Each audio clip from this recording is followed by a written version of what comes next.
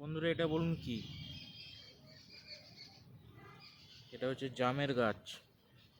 ঠিক আছে, এটা হচ্ছে জামের গাছ। কি সুন্দর হয়েছে দেখুন, কচি কচি পাতা বেরোচ্ছে।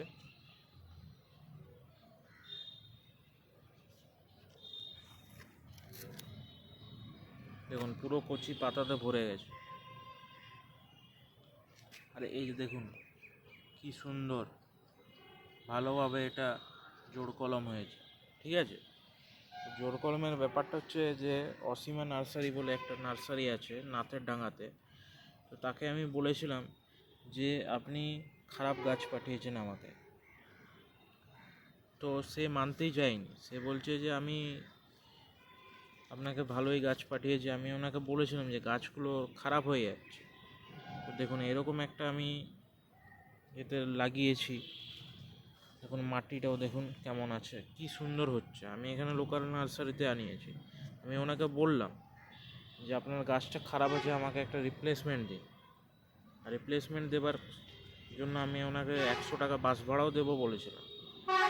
তো উনি আমাকে কিছুতেই দিলেন না, মানে পয়সাটাও ফেরত দিলেন না। চিল্লাতে থাকলেন, মানে খারাপ ব্যবহার করতে থাকলেন। তারপরে এরকম ব্যাপার।